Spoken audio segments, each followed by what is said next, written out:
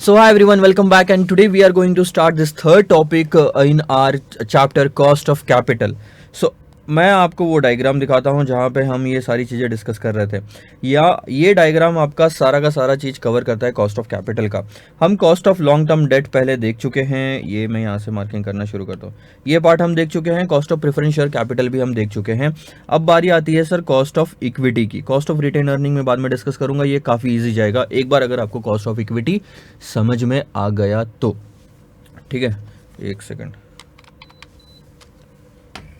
तो सर ध्यान देंगे आप कॉस्ट ऑफ इक्विटी में कॉस्ट ऑफ इक्विटी का मतलब क्या होता है, मैं थोड़ी सी बेसिक सी चीज़ें आपको पहले समझाता हूं और उसके बाद हम फॉर्मूले की बातें करेंगे।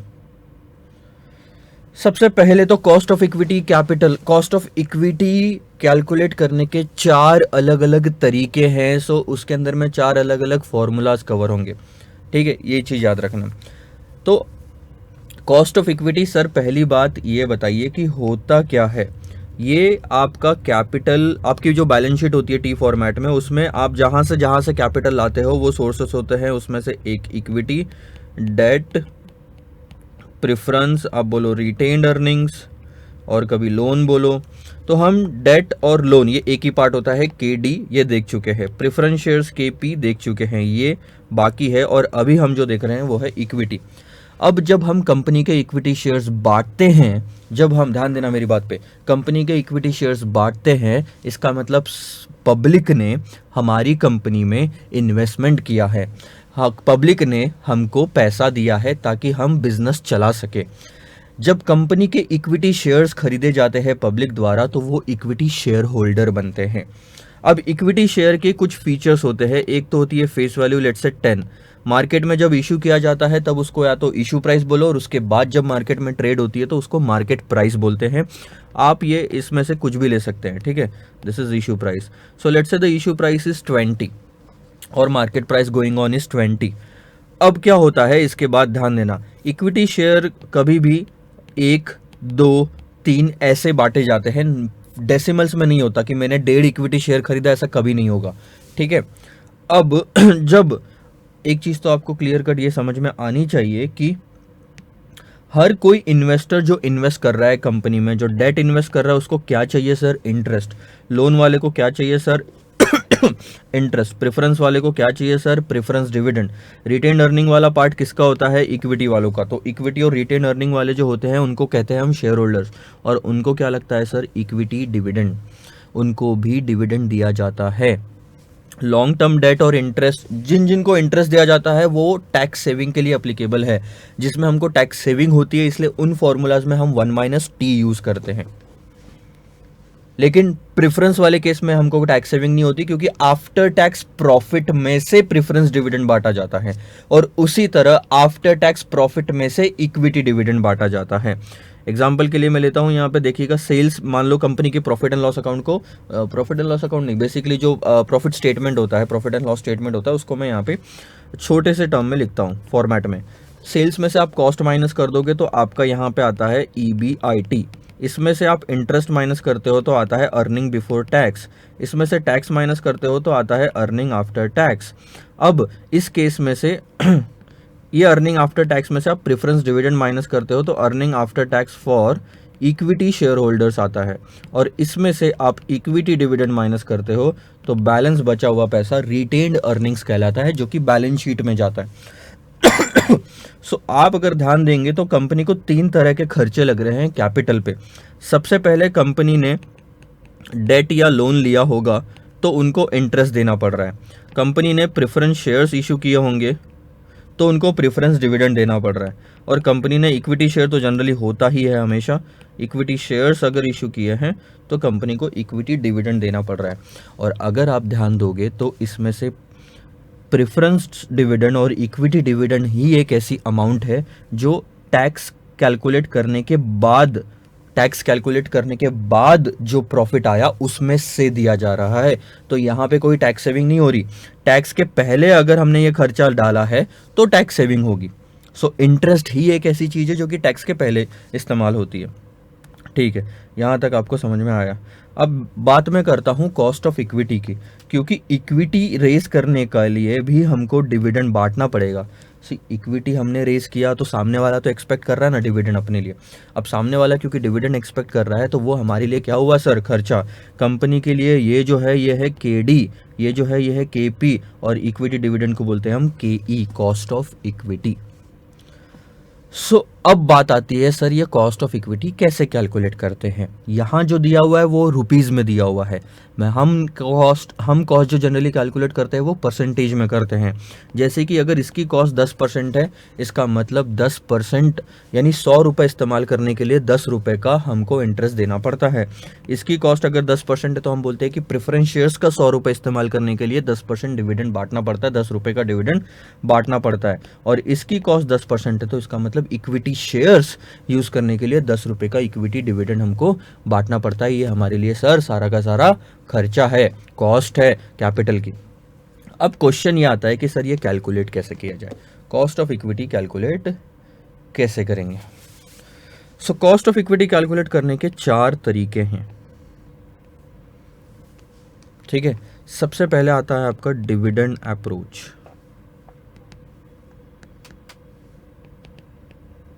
दूसरा आता है आपका अर्निंग्स अप्रोच, तीसरा आता है यहाँ पे रियलाइज्ड यील्ड अप्रोच, और लास्ट आता है कैपिटल एसेट प्राइसिंग मॉडल।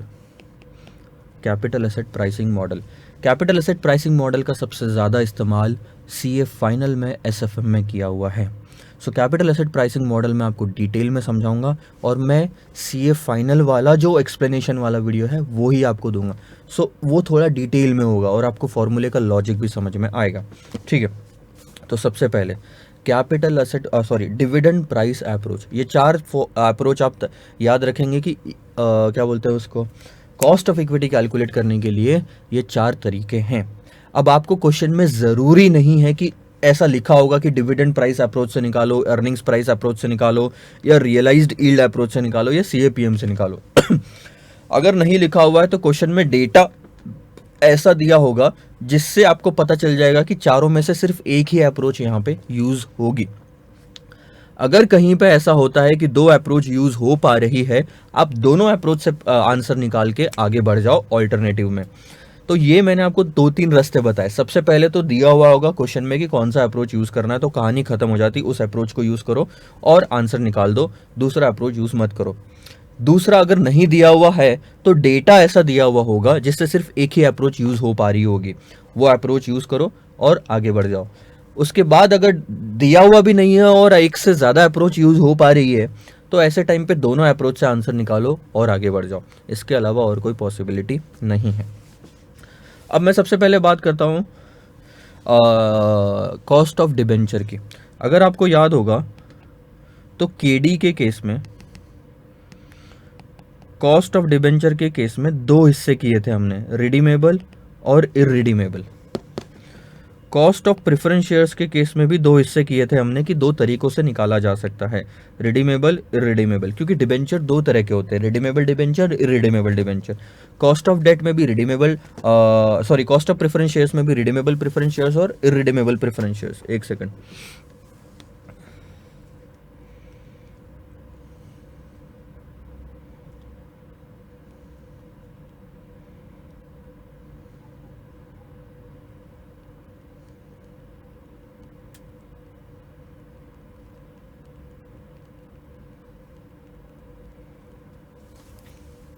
ध्यान देना। अब मुझे ये बताओ, क्या कभी आपने इक्विटी शेयर रिडीमेबल होता है ऐसा सुना है? Cost of equity redeemable, irredeemable, बताओ क्या आपने कभी ऐसा सुना है कि कॉस्ट ऑफ इक्विटी रिडीम किया जाता है? नहीं सर, ये सरासर गलत है। कॉस्ट ऑफ इक्विटी कभी भी रिडीमेबल नहीं होता। कॉस्ट ऑफ इक्विटी सिर्फ एक ही चीज़ होती है, वो है irredeemable cost of equity. Equity share सिर्फ एक ही चीज़ होती है, वो है इररिडीमेबल इक्विटी शेयर्स। अब इररिडीमेबल का मतलब क्या है कि इक्विटीज़ जब मार्केट में आपने इक्विटी शेयर जब कंपनी ने एक बार इशू कर दी तो उनकी कोई मैच्योरिटी कभी नहीं होती। इक्विटी शेयर ख़त्म सिर्फ तभी होते हैं जब पूरी की पूरी कंपनी ख़त्म हो जाती है। ऐसा डिबेंचर में नहीं था, प्रेफरेंस में नहीं था। दोनों में मैच्योरिटी डेट हो सकती है, कंपनी आगे भी चलती रहेगी और हो सकता है डिबेंचर बीच में ख़त्म हो जाए, प्रेफरेंस शेयर्स बीच में ख़त्म हो जाए और कंपनी पे कोई लाइबिलिटी नहीं है, कंपनी ने सारा पैसा वापस दे दिया फेस वैल्यू के टर्म में। लेकिन इक्विटी में ऐसा नहीं होता। तो जब भी आप इक्विटी शेयर खरीदते हैं, इसका मतलब ऐसा है कि कंपनी को तो आपने पैसा दे दिया, लेकिन कंपनी अब आपको वो पैसा वापस कभी नहीं देगी। तो सर ऐसा तो दिक्कत हो जाएगी, हम इक्विटी शेयर क्यों खरीदें? मैं आपको बताता हूँ।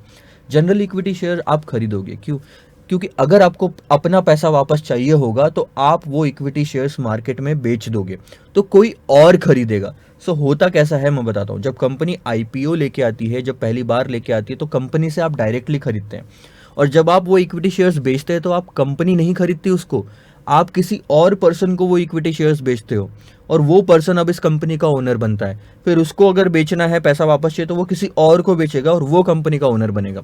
सो लॉजिकली कंपनी ने पहले जो इक्विटी शेयर इशू किए थे, लेट्स से 1 लाख, वो 1 लाख ही है हमेशा के लिए, जब तक कंपनी नए इक्विटी शेयर्स इशू नहीं करती, क्योंकि इक्विटी शेयर्स इरिडीमेबल होते हैं। सो अब एक चीज़ ध्यान देना, तो आप ये रिडीमेबल वाला किस्सा भूल जाओ, रिडीमेबल वाला किस्सा भूल जाओ, और तीनों के मुझे फॉर्मूले बताओ। दोनों के पहले फॉर्मूले बताओ कि रिडीमेबल वाले फॉर्मूले कौन से थे कॉस्ट कैलकुलेट करने के लिए। अगर आपको याद होगा तो इसका कॉस्ट कैलकुलेट करने के लिए हमारे पास में ये फॉर्मूला था, interest 1 minus tax divided by net proceeds. इसके केस में हमारे पास में फॉर्मूला था preference dividend divided by net proceeds. तो सेम फॉर्मूला यहाँ पे लगेगा, सेम लॉजिक भी यहीं पे लगेगा, वो है equity dividend divided by net proceeds. अब मैं आपको उसका लॉजिक समझाता हूँ। अगर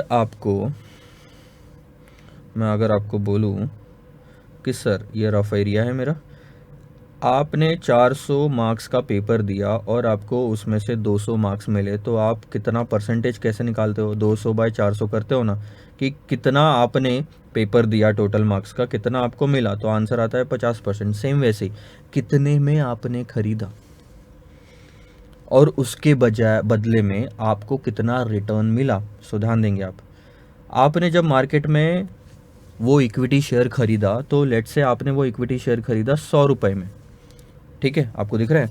सो 100 रुपये में आपने वो इक्विटी शेयर्स खरीदा, और साल के अंत में या बीच में कहीं पे भी साल भर में आपको जो डिविडेंड मिला है उस पर, वो डिविडेंड मिला है 15 रुपये का, 15। तो आपका रिटर्न कितना हो गया? 15%। किसका रिटर्न हो गया सर? ये इन्वेस्टर का, जिसने इन्वेस्ट किया है। और ये खर्चा किसको बियर करना पड़ रहा है? कंपनी को। तो ये हो गई कंपनी की कॉस्ट ऑफ इक्विटी। कितना आसान है देखो। So formula is very simple, उसको हम जनरली लिखते हैं ऐसा है, dividend divided by market price.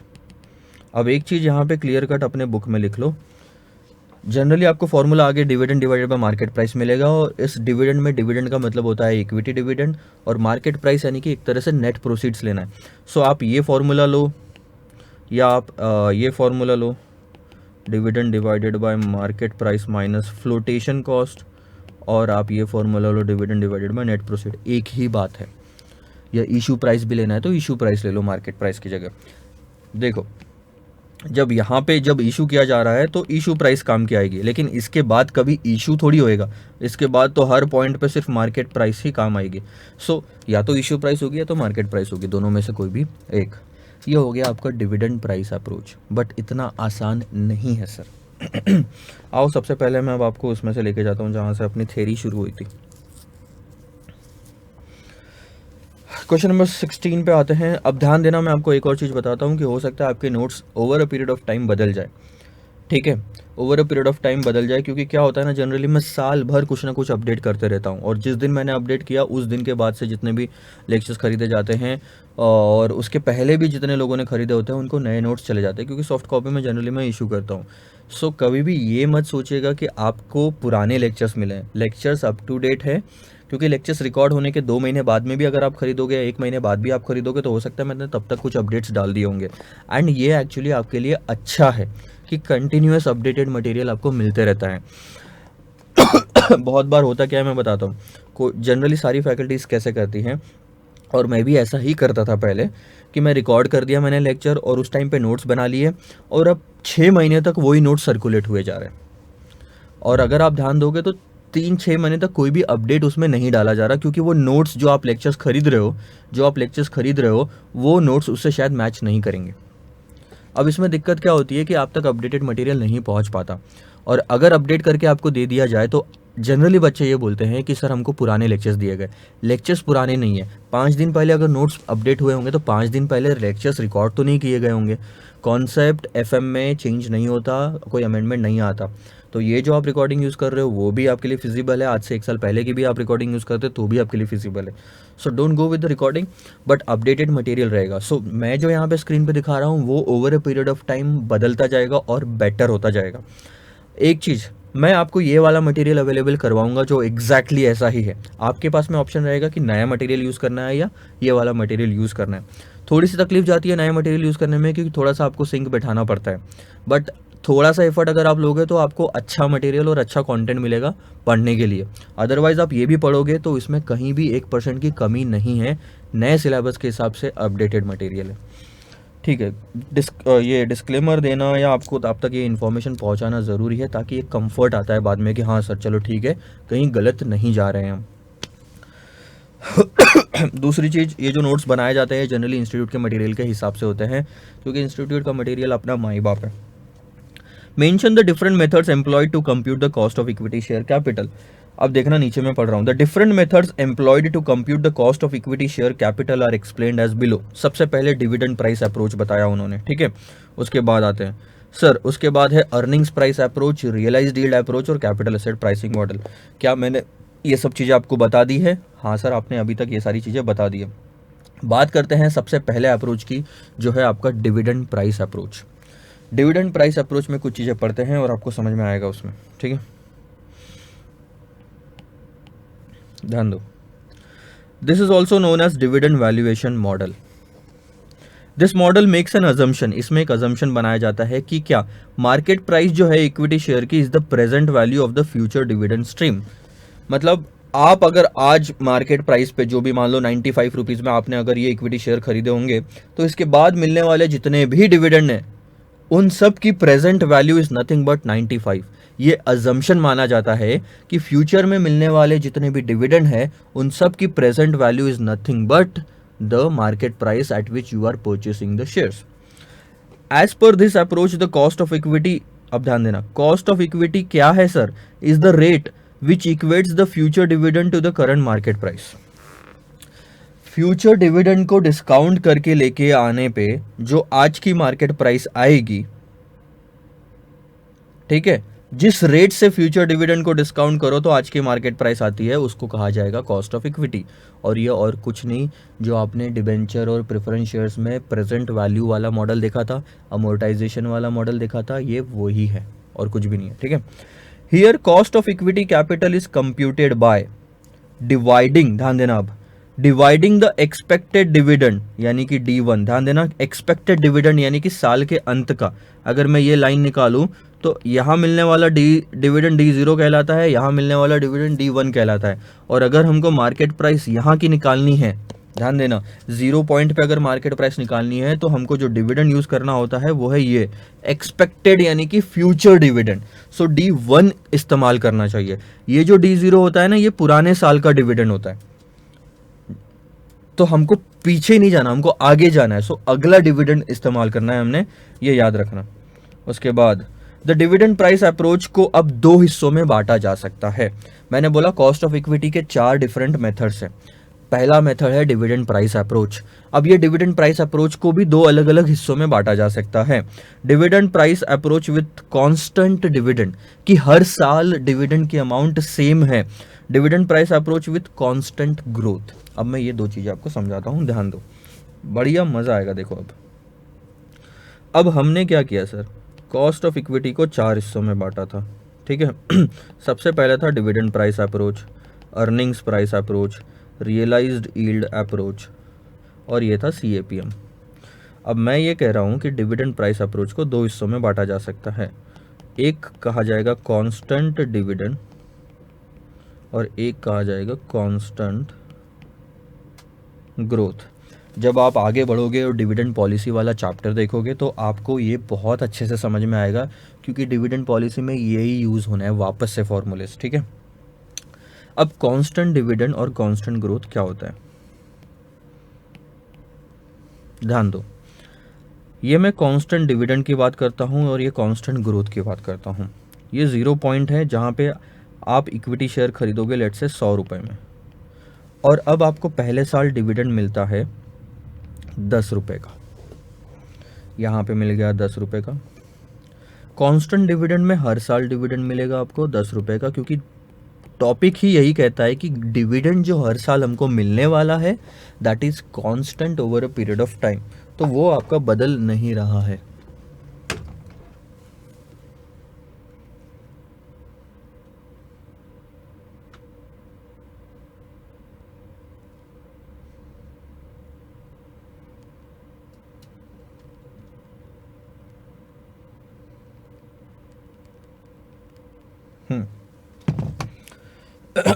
और कांस्टेंट ग्रोथ क्या होता है कि आपको जो डिविडेंड मिलता है हर साल का, उसमें थोड़ी थोड़ी थोड़ी थोड़ी ग्रोथ होती जाती है। एग्जाम्पल के तौर पे लेट से हम कांस्टेंट ग्रोथ पकड़ते हैं 10% की, और अगर 10% की ग्रोथ पकड़ते हैं तो मान लो अगर 10 रुपये का पहला साल का डिविडेंड दिया है तो अगले साल का डिविडेंड हो जाएगा 11 रुपये। 10 रुपये पे 10% यानी कि 1 रुपया, 11 रुपये पे 10% यानी कि अब यहाँ पे हो जाएगा आपका 12.10। आप देख लो यहाँ पे 11 प्लस 10%, 12.1 प्लस 10%, फिर 13.31 यानी 13.31, फिर आएगा प्लस 10%, दैट्स 14.64। ठीक है, और इस तरह से यह कहानी बदलती जाएगी। अब अगर आप ध्यान दोगे, दोनों किस्सों में डिविडेंड की अमाउंट जो है बदलती जा रही है, और दोनों किस्सों में अगर आपको कॉस्ट ऑफ इक्विटी निकालना है, सॉरी मैंने क्या सेंटेंस बोला, दोनों किस्सों में डिविडेंड की अमाउंट बदलती जा रही है, इसको थोड़ा सा करेक्ट करना। पहले किस्से में डिविडेंड की अमाउंट सेम है, दूसरे पार्ट में डिविडेंड की अमाउंट हर साल बदलती जा रही है, क्योंकि ग्रोथ हो रही है, कांस्टेंट ग्रोथ हो रही है। अब एक और यहाँ पे चीज ऐड की जानी चाहिए थी इंस्टीट्यूट के मटेरियल में, वेरिएबल ग्रोथ। यहाँ पे तो उन्होंने बोला कांस्टेंट ग्रोथ, वेरिएबल ग्रोथ का मतलब होता है कि पहले 3 साल तक मान लो आपकी ग्रोथ रेट थी 10%, बाद में ग्रोथ रेट बदल गई 15%। ऐसा भी तो हो सकता है ना कि हर साल 10% ही ग्रोथ होना ज़रूरी है क्या? नहीं, इक्विटी डिविडेंड में कोई भी अमाउंट फिक्स नहीं होती कि कितनी देनी चाहिए अगले साल। चलो ठीक है, फिलहाल जितना दिया है उतना मैं कंसिडर करके चलते हैं। एक पार्ट और हो सकता था वेरिएबल ग्रोथ का, जो मैंने आपको बता दिया। अब कॉस्ट ऑफ इक्विटी सर दोनों किस्सों में कैलकुलेट करना है, यानी कंपनी को इक्विटी शेयर अगर रेज करना है और उसके बाद कंपनी हर साल डिविडेंड सेम देने वाली है, या कंपनी हर साल डिविडेंड जो देने वाली है उसमें सेम परसेंटेज ऑफ ग्रोथ करेगी, तो कंपनी को खर्चा कितना लगेगा। पहली चीज़ तो कॉस्ट कितनी होगी इक्विटी की, और दूसरी चीज़ ये बताइए कि कॉस्ट ऑफ इक्विटी जो है किस किस्से में वाले पार्ट में ज़्यादा होगी और या कम होगी। अब एक चीज़ समझो, दोनों हिस्सों में भले कांस्टेंट डिविडेंड होने या कांस्टेंट ग्रोथ हो, कंपनी को कितना पैसा मिला शुरुआत में 100 रुपये, और उसके बाद हर साल देना कितना पड़ रहा है। पहले वाले पार्ट में हर साल सेम अमाउंट देनी पड़ रही है, तो कंपनी का हर साल सिर्फ 10 रुपये जा रहा है। दूसरे वाले पार्ट में कंपनी को थोड़ा थोड़ा ज़्यादा देना पड़ रहा है हर साल। अब आपको ये सिंपल सा कॉमन सेंस लगाना पड़ेगा कि कौन से वाले पार्ट में cost of equity to the company ज़्यादा आएगी, कंपनी का खर्चा किस किस्से में ज़्यादा होगा। ये आपको क्लियर कट समझ में आएगा कि ये वाला जो पार्ट है इसमें कंपनी को खर्चा ज़्यादा है, कि दोनों हिस्सों में दोनों पार्ट में कंपनी को इस्तेमाल करने के लिए हर साल 100 रुपये है, लेकिन देना ज़्यादा पड़ रहा है दूसरे पार्ट में, तो खर्चा भी ज़्यादा हुआ दूसरे पार्ट में। आई बात समझ में?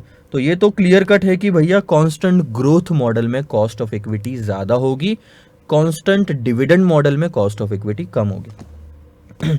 अब बात करते हैं फॉर्मूले की। कांस्टेंट डिविडेंड वाला जो था उसका फॉर्मूला बहुत ही सिंपल, ऑलरेडी हम देख चुके हैं, वो है D1 divided by market price, या फिर आप बोलो dividend divided by market price minus flotation cost, या फिर आप बोलो dividend divided by net proceed, कुछ भी हो सकता है। कंपनी में क्वेश्चन में अगर फ्लोटेशन कॉस्ट दी हुई है तो फ्लोटेशन कॉस्ट माइनस करना, नहीं तो छोड़ दो। ये कहानी खत्म हो जाती है यहाँ पे, ठीक है। और दूसरी चीज, cost of equity in case of growth क्या होगी? बहुत ही simple, D1 divided by market price plus growth. जितना परसेंटेज ज्यादा देना है उतना परसेंटेज कंपनी की कॉस्ट बढ़ जानी है। सर कांस्टेंट डिविडेंड में 5% आ रही थी कॉस्ट ऑफ इक्विटी, लेकिन 10% ग्रोथ डालना है तो 10 और 5 15% कंपनी की कॉस्ट ऑफ इक्विटी हो जाएगी। बहुत ही सिंपल, ये देखो 5% प्लस 10% कंपनी की कॉस्ट ऑफ इक्विटी 15%, क्योंकि हर साल कंपनी को 10% ज्यादा देना है तो 10% कॉस्ट भी तो बढ़ेगी ना, 10% कॉस्ट भी तो बढ़ेगी ना। ये ऐसा आपका आंसर आएगा। आई बात समझ में आपको? सिंपल सा लॉजिक है, थोड़ा सा जब हम क्वेश्चन देखेंगे तो हमको और ज़्यादा समझ में आएगा। अब मैं यहाँ पे आपको लेके चलता हूँ दूसरे वाले पार्ट में। सबसे पहले ध्यान दो, क्या ये आपको समझ में आया? कांस्टेंट डिविडेंड में ये फॉर्मूला कोई दिक्कत तो नहीं है आपको? ये जो डी यूज़ किया है इसको आप D1 भी लिख सकते हो, और हमने मार्केट प्राइस लिखा था, P0 लिखो, NP लिखो। समझ में आनी चाहिए कि हमको मार्केट प्राइस कौन सी लेनी है, यहाँ की लेनी है, अगर यहाँ पे कॉस्ट ऑफ इक्विटी कैलकुलेट कर रहे हैं तो। अब बात करते हैं कांस्टेंट ग्रोथ की। अगर कांस्टेंट ग्रोथ की हम बात करें तो सर कांस्टेंट ग्रोथ में ये आपका फॉर्मूला बनेगा D1 डिवाइड बाई P0, यानी कि वो 5% प्लस ग्रोथ आपने दिया है 10% हर साल, तो आपकी कॉस्ट हो जाएगी 15% की। सिंपल। ये भी तो देना ही है ना 10%, 5% भी देना है, 10% देना है, तो टोटल कितना हुआ? 15% देना है। हाँ, अभी ये फॉर्मूला थोड़ा सा बदल जाता है।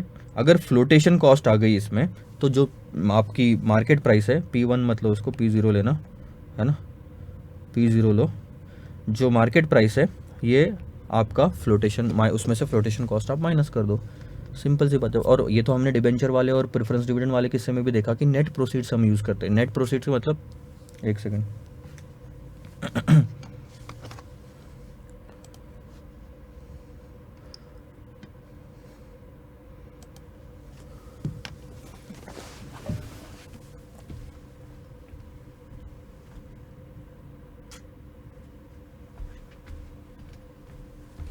Extremely sorry for the inconvenience. तो मैं बात कर रहा था नेट प्रोसीड्स की, तो हम नेट प्रोसीड्स यूज़ करते हैं। फ्लोटेशन कॉस्ट दिए तो नीचे में फ्लोटेशन कॉस्ट माइनस होगी, अदरवाइज P0 ही रहेगा।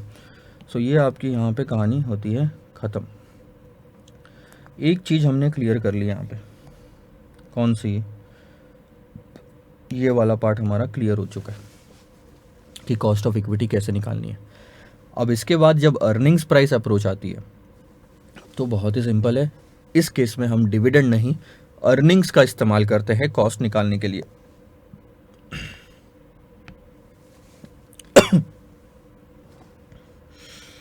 या तो आप मेरे साथ कुछ चीज़ें पढ़ लो, या सबसे पहले मैं आपको फॉर्मूला बता देता हूँ। फॉर्मूला बहुत ही सिंपल है। कांस्टेंट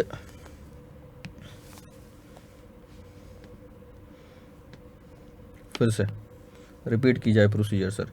कॉस्ट ऑफ इक्विटी 4 तरीके से निकाली जा सकती है। सबसे पहले आपका dividend price approach, earning price approach, realised yield approach और capital asset pricing model. Dividend price approach में कांस्टेंट डिविडेंड, कांस्टेंट ग्रोथ, ये था 2 अलग अलग तरीके। अर्निंग्स प्राइस अप्रोच भी सेम है, इसमें हम कांस्टेंट अर्निंग और कांस्टेंट ग्रोथ लेंगे। इस केस में आपके फॉर्मूले थे कुछ इस तरह के, D1 divided by market price,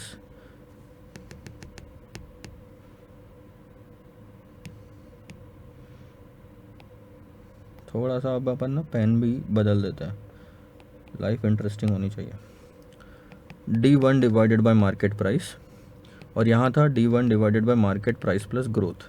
same cheese dividend price approach में लॉजिक क्या था? डिविडेंड को इस्तेमाल किया जाता है कॉस्ट कैलकुलेट करने में। तो अर्निंग्स प्राइस अप्रोच में लॉजिक क्या होगा? अर्निंग्स का इस्तेमाल करेंगे कॉस्ट कैलकुलेट करने में। क्या डिफिकल्ट है इसमें? कुछ भी नहीं, ध्यान देना। जब अर्निंग पर शेयर निकाला जाता है तो वो अर्निंग किसकी होती है सर? वो अर्निंग भी तो कंपनी के शेयर होल्डर की हुई। डिविडेंड तो कैश में मिल जाता है, अर्निंग कैश में नहीं मिलता, बस फ़र्क इतना सा है। जो डिविडेंड प्राइस अप्रोच से कॉस्ट निकलती है वो रियलाइज्ड कॉस्ट ऑफ कैपिटल होती है। रियलाइज्ड और अनरियलाइज्ड किसको बोलते हैं? सबसे पहले मैं आपको ये बताता हूँ। रियलाइज्ड का मतलब होता है कि वो पैसा कंपनी इन्वेस्टर को मिल चुका है या कंपनी के जेब से जा चुका है, जिसका खर्चा है उसके जेब से जा चुका है, जिसको इनकम है उसको मिल गया है, इसको बोलते हैं रियलाइज्ड। लेकिन अनरियलाइज्ड किसको बोलते हैं? जो कंपनी के जेब से खर्चा है लेकिन अभी तक गया नहीं है, लाइबिलिटी बन गई। और सामने वाले के भी इनकम है लेकिन अभी तक उसको मिला नहीं है, मतलब कैश का फ्लो नहीं हुआ है, लेकिन इनकम उसकी हो गई है, कंपनी का खर्चा भी हो चुका है, एक्सपेंस आउट हम कर सकते हैं, मतलब प्रॉफिट एंड लॉस अकाउंट में नहीं, लॉजिकल टर्म्स में उसको हम बोलेंगे कि यह कंपनी की लाइबिलिटी बन गई, क्योंकि ये पैसा कंपनी ने इक्विटी शेयर होल्डर को देना है जब कंपनी बंद होगी। तो अर्निंग पर शेयर भी किसकी होती है सर? इक्विटी वालों की होती है। 100 रुपए उस बंदे ने मेरे को दिया था कंपनी चलाने के लिए, और मैंने साल भर कंपनी चलाया और ईपीएस आया 12 रुपए का। अब आप मुझे बताओ, मैं तो मैनेजमेंट तो अपनी फीस लेके सैलरी लेके निकल जाऊंगा, कंपनी किसकी? उस शेयर होल्डर की। तो ईपीएस 12 रुपए का किसका? उसका है। 12 में से मैंने सिर्फ उसको 5 रुपए दिया था डिविडेंड। तो मार्केट में मैंने जब डिविडेंड प्राइस अप्रोच से कॉस्ट ऑफ इक्विटी कैपिटल निकाला था, इक्विटी निकाला, तो 5/100 रुपए किया था, क्योंकि उसको डिविडेंड कितना मिला?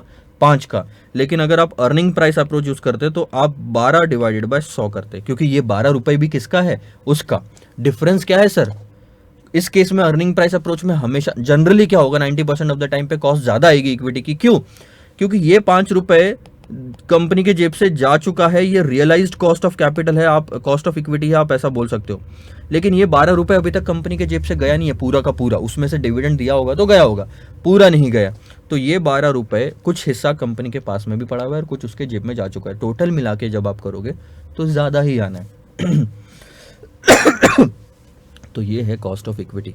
और ग्रोथ वाला लॉजिक भी सिंपल है, अगर अर्निंग्स भी 10% से हर साल बढ़ रही है तो कॉस्ट ऑफ इक्विटी भी उतने से बढ़ेगी। आओ sir,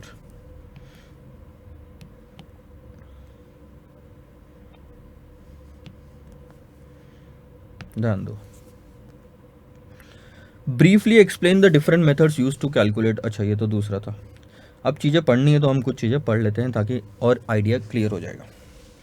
this approach correlates the earnings of the company with the market price of its shares. ये जो अप्रोच है ये कंपनी की अर्निंग्स को मार्केट प्राइस से कोरिलेट करता है। डिविडेंड में क्या होता था? डिविडेंड को मार्केट प्राइस से कोरिलेट करता था। Accordingly the cost of equity share capital would be based upon the expected rate of earning. Expected rate of earning, उस केस में क्या था? Expected dividend. इस केस में क्या है? Expected earning. The argument is that each investors expect a certain amount of earnings whether distributed और not. Earnings जो डिस्ट्रीब्यूट कर दी जाती है उसको डिविडेंड कहा जाता है, अर्निंग्स जो डिस्ट्रीब्यूट नहीं की जाती उसको रिटेन्ड अर्निंग्स कहा जाता है। तो distributed dividend, undistributed retained earning मिला के क्या बनता है?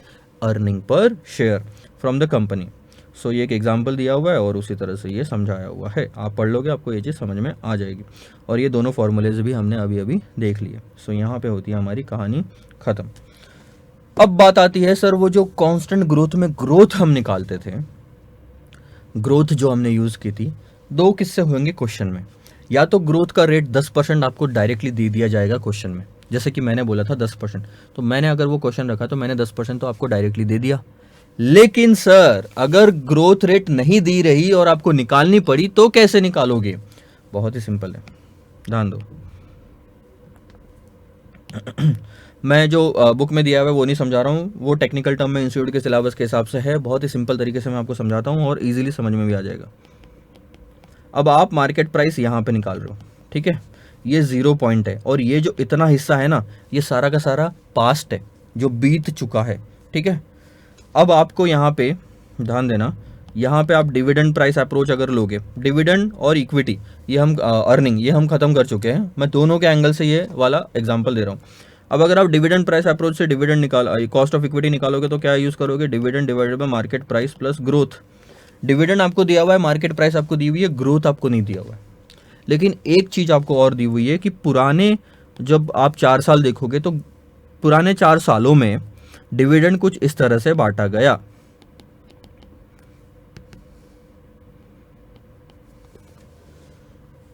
और ये 14.31 ऐसा कुछ ले लो, ये पुराने सालों का डिविडेंड दिया हुआ है। आपको अगले साल का भी डिविडेंड दिया है लेकिन ग्रोथ नहीं दी हुई है। और अब आपको क्वेश्चन में लिखा है कि ग्रोथ तो आपको खुद कैलकुलेट करके इस्तेमाल करना है, तो ऐसे टाइम पे आप क्या करेंगे? बहुत ही सिंपल सा तरीका है, मैं आपको बताता हूँ। किस परसेंटेज से पुराने 5 सालों में डिविडेंड ग्रो हुआ है एनुअली, ये पता कर लो। सो एक फॉर्मूला हम टाइम वैल्यू ऑफ मनी में देखते हैं, वो है compound amount is equal to principal in bracket 1 plus rate to the power 1 plus R to the power N, या टी ले लो, सॉरी एन नहीं टी ले लो। अब अगर आप यहाँ देखोगे तो 5 साल में चलो ऐसा ले लो, 5 साल में अमाउंट कितनी होगी? 3 2 5 14.31 और स्टार्टिंग में कितनी थी 10, 10 से 14.31 क्या रेट से बढ़ा है हर साल ये निकालना है। और ये आप अगर सॉल्व करोगे 5 तो आपको आर निकलेगा लेट से 10% और ये हो गई आपकी ग्रोथ। ये कैसे कैलकुलेट करना है ये हम देख चुके हैं टाइम वैल्यू ऑफ मनी वाले टॉपिक्स में। सो ये वहाँ पे काम आएगा। अगर आपने नहीं देखा तो टाइम वैल्यू ऑफ मनी कहाँ पे है आपके लेक्चर्स में देखिए, उसमें compound amount, effective rate of interest जो है, इफेक्टिव रेट ऑफ इंटरेस्ट जो है वो वाला वीडियो देखना, आपको समझ में आ जाएगा। This is how you calculate the growth, it's as simple as it is. ठीक है, तो ये ग्रोथ वाला पार्ट मैं करता हूँ सर ख़त्म। जब क्वेश्चन आएगा तो और अच्छे से हमको इन सब चीज़ों के बारे में समझ में आएगा। सो ये रहा वो, ठीक है। D0 DN 1 plus growth N and, और ये जो था ग्रोथ रेट, ये अलग अलग तरीके से फॉर्मूले दिए हुए हैं। आप इसमें भी रखोगे तो आंसर आपका सेम ही आना है, आंसर आपका सेम ही आना है, ठीक है। जैसे अगर आप मेरे को बोलोगे कि सर ये फार्मूला समझा दो, थोड़ा सा दिखने में अजीब दिख रहा है तो मैं आपको समझाता हूँ, ध्यान दो। कंपाउंड अमाउंट जो 14.31 रखी थी आप उसको D5 ले लो क्योंकि 5वें साल का था। प्रिंसिपल अमाउंट को आप ले लो D0 और ये ले लो 1 प्लस आर और टी की जगह ले लो n क्योंकि वहाँ पे n यूज़ किया हुआ है। अब हम इसको सॉल्व करते हैं। सो ध्यान देना D5 डिवाइडेड बाई D0 हो जाएगा, ये तो आपको क्लियर है, is equal to 1 plus R to the power n। अब आप एक काम करो, n को इधर लेके आ जाओ तो वो स्क्वायर रूट में कन्वर्ट हो जाएगा। D5 divided by D0 n is equal to 1 plus R. अब 1 को इधर लेके आ जाओ तो आपका फॉर्मूला कुछ इस तरह से बनेगा, D5 divide by D0 minus 1। अब ये फार्मूले और उस फार्मूले में क्या डिफरेंस है देख लो, अमाउंट टाइमिंग का डिफरेंस है। यहाँ पे D0 DN लिया है इन्होंने, हाँ ठीक है, क्योंकि इन्होंने यहाँ पे ये D5 था हमारा और ये D0 था, थोड़ा सा इन्होंने अलग लिखा है और थोड़ी सी इसमें मिस्टेक भी है I think. DN dividend in n years ago, हाँ ठीक है, नहीं इसमें मिस्टेक नहीं है क्योंकि नीचे में जो वेयर लिखा है वहाँ पे वो क्लियर कट उन्होंने मेंशन किया है। सो हमारे केस में जो मैं समझा रहा था वो ये D5 था, ये D0 था, लिख के देखो आपको आंसर सही मिलेगा। सो फॉर्मूलेज इधर इधर घुमाया हुआ और कुछ भी नहीं है। सो कंफ्यूज होने की ज़रूरत नहीं सर। आगे बात करते हैं sir realised yield approach. Realised yield approach में कॉस्ट ऑफ इक्विटी कैसे निकाली जाती है, मज़ेदार बनता जा रहा है टॉपिक, ध्यान दो। कॉस्ट ऑफ इक्विटी के हम कुछ हिस्से देख चुके हैं। सबसे पहले था डिविडेंड प्राइस अप्रोच, उसके बाद था अर्निंग्स प्राइस अप्रोच, उसके बाद है रियलाइज्ड यील्ड अप्रोच और उसके बाद है कैपिटल एसेट प्राइसिंग मॉडल। इसमें हम दो हिस्से देख चुके हैं, कांस्टेंट डिविडेंड, कांस्टेंट ग्रोथ। इसमें भी हम दो चीज़ें देखेंगे, कांस्टेंट डिविडेंड कांस्टेंट अर्निंग और constant growth. Realised yield approach में क्या होता है मैं आपको बताता हूँ, और ये ऑलरेडी आप देख चुके हो, सिर्फ यहाँ पे नाम अलग है।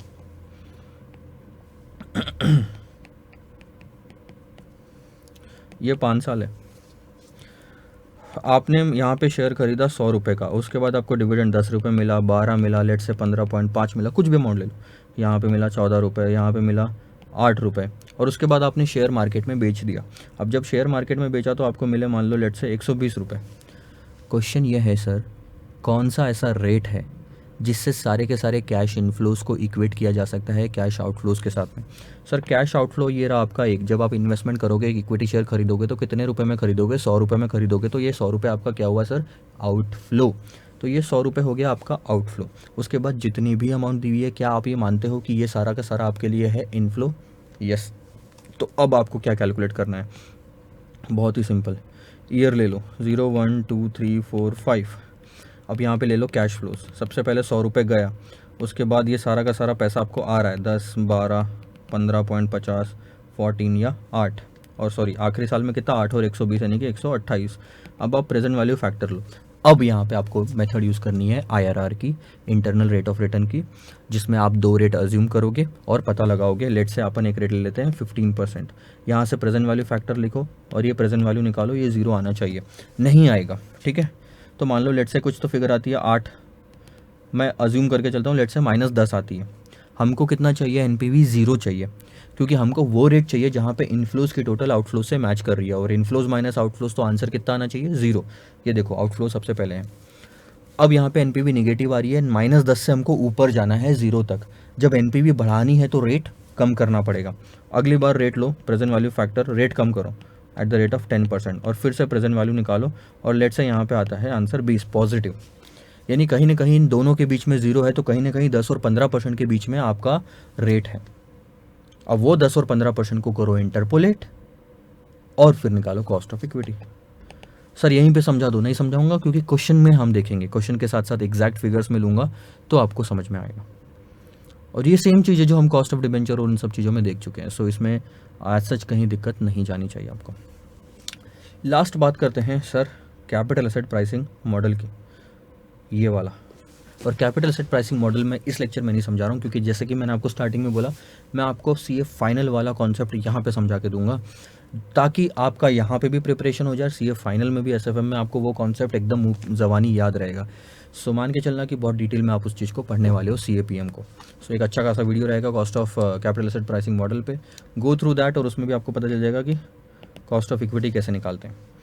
So this is all about the cost of equity. इसके बाद हम क्या देखने वाले हैं सर? इसके बाद हम ये देखने वाले हैं कि सर कॉस्ट ऑफ इक्विटी के क्वेश्चंस क्या क्या है और कॉस्ट ऑफ इक्विटी कैसे कैलकुलेट की जाती है। यही सारी मेथड्स हम बार बार यूज़ करेंगे आने वाले क्वेश्चंस में। तो अभी सिर्फ एक बेसिक और कच्चा सा रॉ सा याद रख लो मन में, आगे जाएंगे तो हम उसको अप्लाई करेंगे और जितनी बार प्रैक्टिस करेंगे उतना ज़्यादा आपको आपकी प्रैक्टिस होती जाएगी और ये स्ट्रॉन्ग बनता जाएगा। मैं आपसे प्रॉमिस करता हूँ कि ये सारी चीज़ें अगर आप इस तरह से पढ़ोगे रिवाइज करते करते और साथ साथ में और खुद पहले क्वेश्चन सॉल्व करोगे तो आपके कॉन्सेप्ट्स स्ट्रॉन्ग होते जाएंगे। Focus on the concepts not on the designing part. So please आप एकदम बहुत ही अच्छे अक्षरों में लिखने की और ये सब चीज़ें करने की कोशिश मत करिएगा, कॉन्सेप्ट पे फोकस करो। आप देख लो मैंने किस तरह से लिखा है, ये देखो ये सब चीज़ें जो जा रही है, अपना पूरा चैप्टर मैंने इसी में कवर किया हुआ है। ये नोट्स अगर आपको चाहिए तो मैं प्रोवाइड करवा दूंगा, बट आपके लिए थोड़ा डिफिकल्ट होगा समझने के लिए, कोई बात नहीं, जितना है हम देखेंगे। So this is all about the cost of equity. In the next lecture, we are going to discuss about the capital asset pricing model and उसके बाद में हम शायद क्वेश्चंस देखेंगे। लेट्स सी क्या आता है अगले लेक्चर में। Bye bye.